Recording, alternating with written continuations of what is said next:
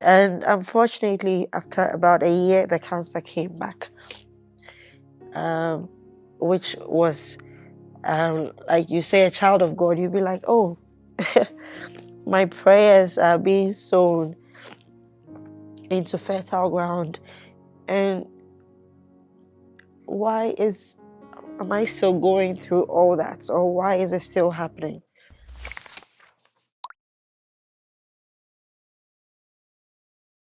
My name is Nana Akua, and this is my salvation story. So I grew up in Burma camp, which means I'm an army brat.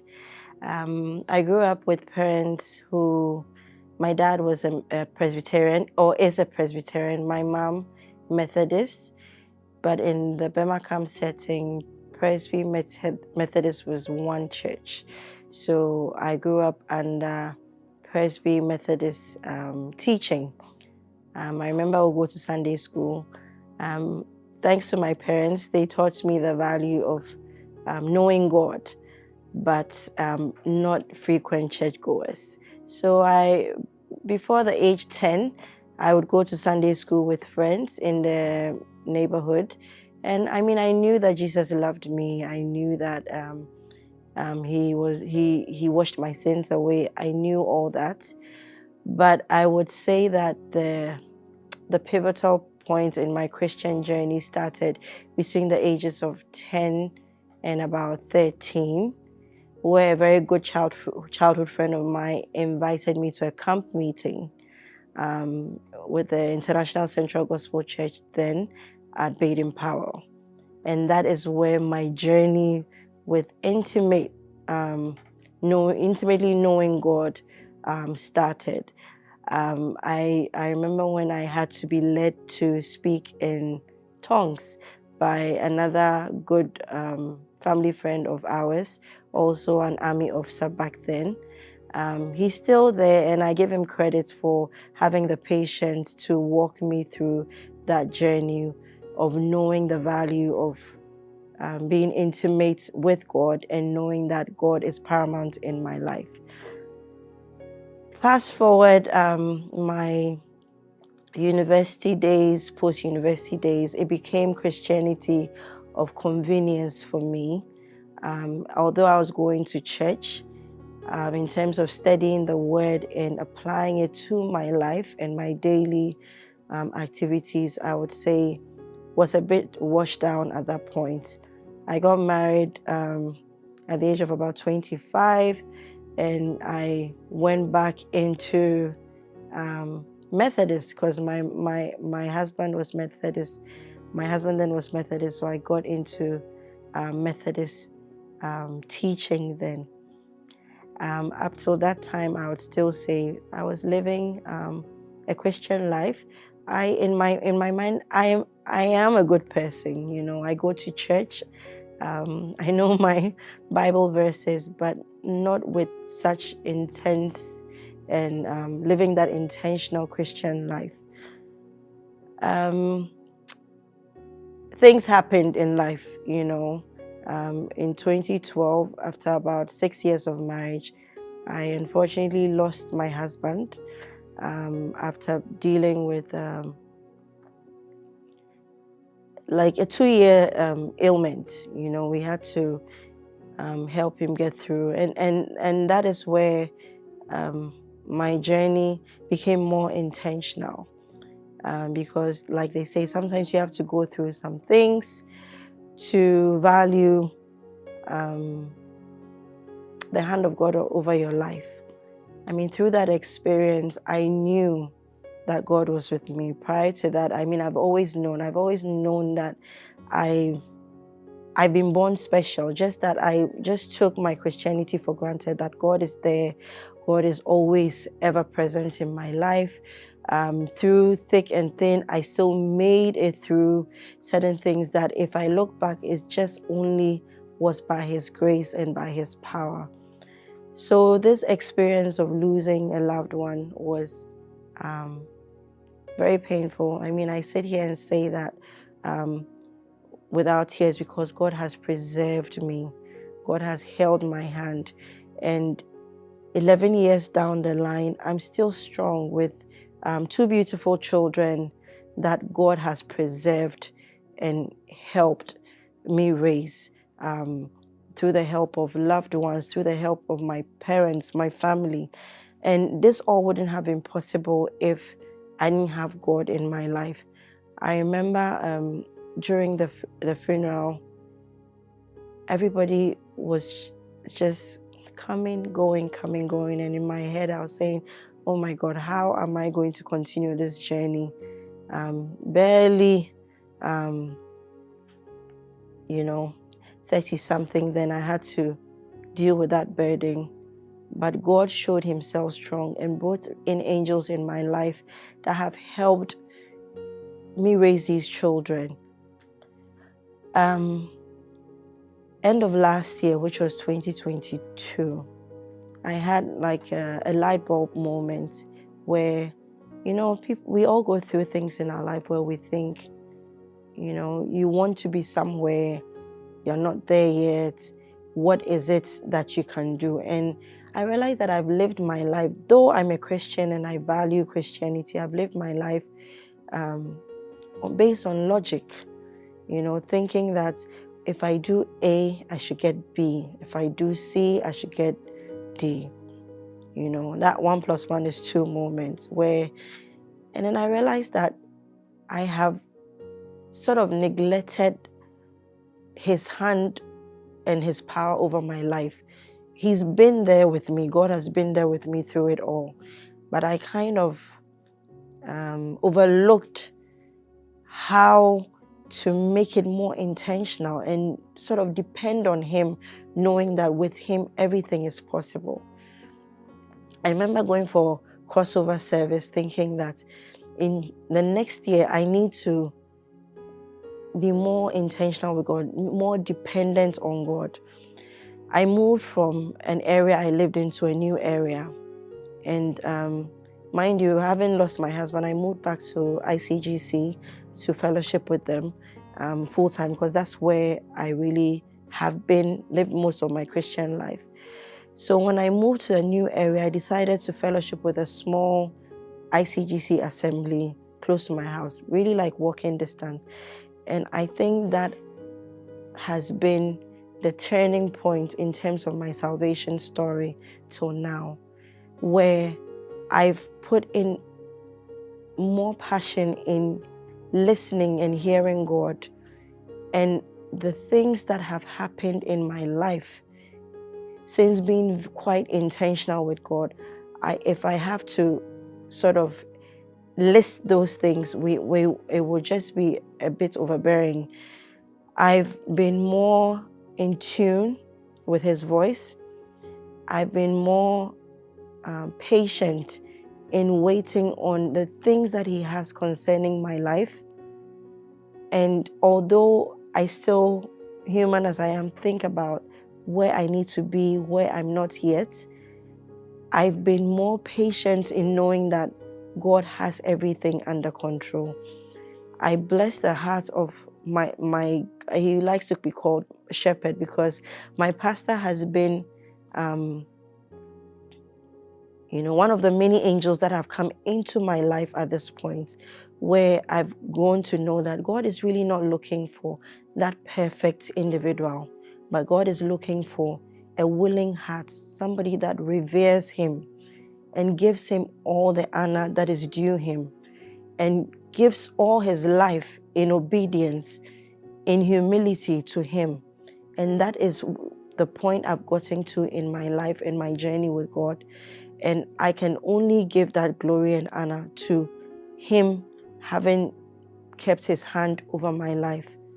So in 2006, I was blessed with marriage at the age of about 25, I believe, 25, 26. And it was everything I prayed for. My husband had the heart of, a heart of gold, if I could say that. And a year after marriage, we're blessed with a son, Nigel. And then about 4 years after I got pregnant again with my daughter. And about 6 months into the pregnancy is when my life seemed to be crumbling down. Then we woke up one morning, my husband complained of a stiff neck that we all took for granted. Just wear the neck collar and you'll be fine. Here I was, and if I could show pictures, I really carry quite heavy. I was showing a big tummy, and 2 weeks after he complained of a stiff neck, we got a very tough diagnosis that my husband had leukemia from really nowhere. So then the battle began.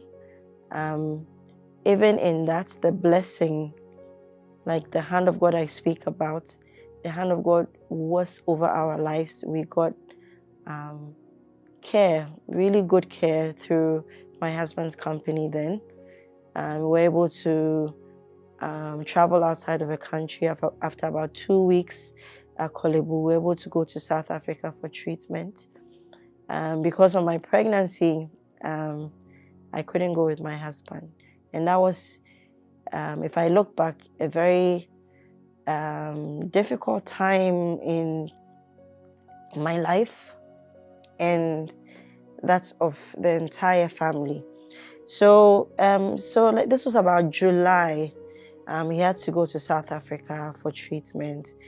And unfortunately or fortunately, with the healing process with chemotherapy, he was really broken down. He even had to go into coma a bit.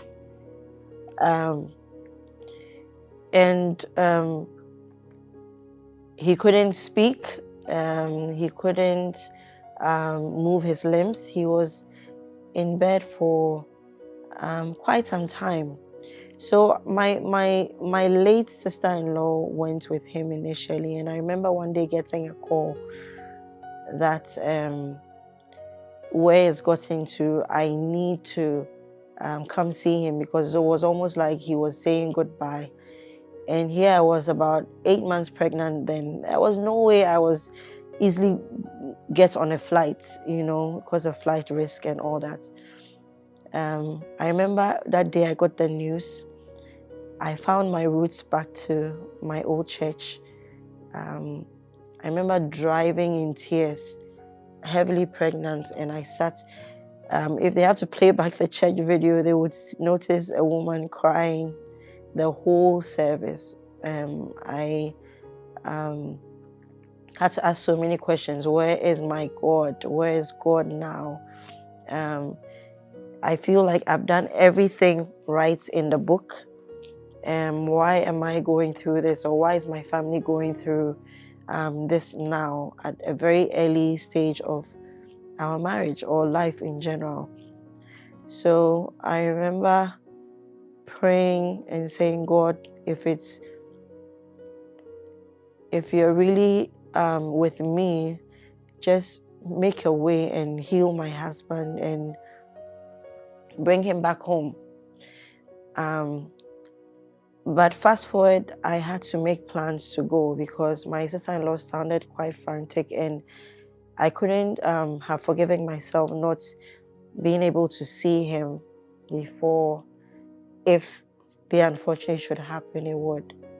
So I remember not even telling my family or friends. I got in touch with my husband's workplace, who were able to facilitate me getting a visa to South Africa. And then I didn't even have enough money. I had to try and fall on a few family friends to try and raise ticket money. Then I had to tell my parents about it. So in about a week, I was able to make plans to go. And there I was, my husband in ICU. He couldn't see anything. He was under all these tubes, and all we had was hope and prayer, hoping that he would get out of it. At that point, every night I was on my knees in a family friend's home where I stayed, and thankfully they were also a family of faith. that helped in prayer every night as I go and stay at the hospital morning, day, night. By the 4th day of me being there, my husband started moving his limbs, which was a good thing. You know, he still couldn't wake up to see me, but at least there was movement that showed that there was hope. Unfortunately, I had to come back home because of my pregnancy. I had a window of about a week and a half to come back home. Otherwise, I would have to stay in South Africa to have the baby. And we didn't have any plans for that because it was quite expensive to decide to stay there. So I had to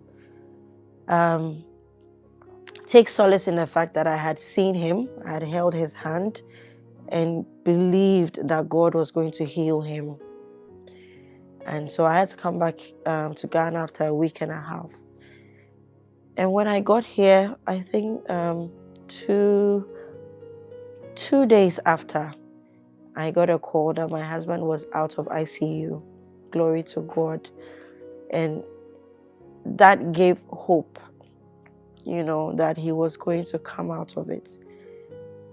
The testimony there is, I didn't lose him in that moment of even despair, even though God was still working on his healing. And by God's grace, I still had a pregnancy. My due date, I came back sometime October. My due date was in November. And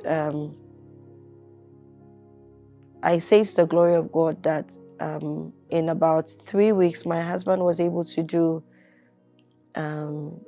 what they call rehabilitation. He was able to get back into moving his limbs, get back into holding, because he couldn't even hold a spoon to eat, get back to doing all that.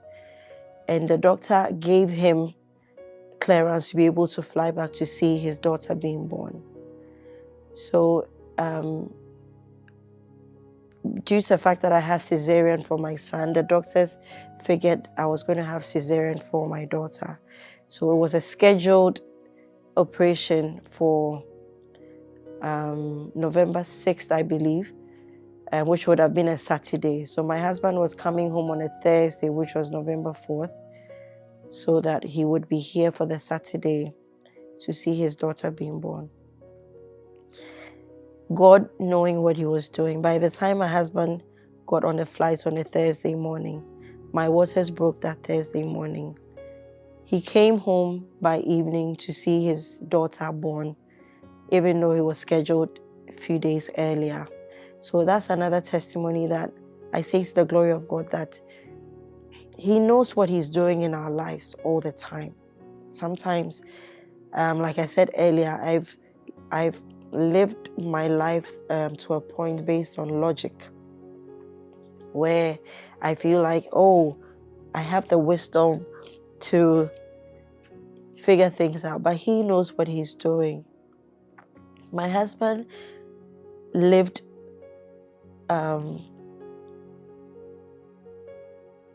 to see his daughter grow up to about a year. He went into remission, which means the cancer was completely gone after a series of chemo sessions and all that. And he had like a good life for about a year after that, where he went back to work. He did his work. His work colleagues were very happy to see him back. And unfortunately, after about a year, the cancer came back, which was, like you say, a child of God, you'd be like, oh, my prayers are being sown into fertile ground. And why am I still going through all that? Or why is it still happening? Unfortunately, July 14th, 2012, whilst I was by his side again taking chemotherapy in South Africa, I lost my husband. But I say that he made so much impact that even 11 years down the line, his name is like I mean, he still lives through us, because we get a lot of open doors as a result of the kind of blessing that he was to the lives of people, and even to us as a family. So I remember when my husband passed, I asked so many questions. I was like, God, I know I've done everything right by you. Why am I going through this? At this very young age, why do I have 2 little children, no father for my children? Till date, when I get really emotional, it's my children I think about most, because the last thing I ever wanted for my children, or anybody wants for any person you like, is for them to grow up without a father, and let alone me growing up or the past 11 years without a soulmate or a husband. And I remember clearly the night it happened. I went back to the home that I lived in and thinking to myself, what is the point of fasting and praying and calling onto God when it all will sum up to this very painful moment? So I must be honest, for a few minutes I was just very numb to the things of God. To the time we came back to the funeral, I just needed time to pick myself together and just come to a realization that what had happened really was what had happened. I mean, that's the way I can put it. And although I was going to church, I switched back to Christianity of convenience. I delved deep into keeping myself busy and taking care of my children. I remember going back to school, having my parents with my children with my parents for a period of about 2 years, just to find myself, just to come to that point of, you know, why did this happen in my life? I mean, why me? But the question is, why not me, right? But through it all, God showed himself strong. God raised angels in my life, people that prayed with me, my family that backed me with support, my friends that have been there. I always say I have like the best friends in the world, people that have held my hand and been there supporting me in prayer, leading me back to the faith, depending on God, knowing that God knows what he's doing, and that things, the Christian walk is filled with these ups and downs that we cannot really explain. But it doesn't mean that God is not there. And I've gone to appreciate the fact that he didn't promise any of us a life of having it, so easy, or a life of rosiness. Even his son that he gave to us came to go through a lot for our sake. So it takes me back to that moment of losing Aaron, and then thinking to myself, he has held my hand to this point. He has never let go of me. If it wasn't for God, I don't think I would still be here, even sane, making this video, making this conversation, or living life. But he has put me here to be a testimony for millions and millions of people that may have similar journeys that they are going through, or may not even know what tomorrow is bringing, but as a result of this story that I've been through, would be some sort of inspiration for other people. Thanks to God, my children are old now. My son is almost 17. My daughter is 13 now. And I say to the glory of God that I've raised children that also serve in the house of God now. They love God, and under the leadership, the church leadership that I am now, I'm still walking the journey of working towards being a perfect Christian.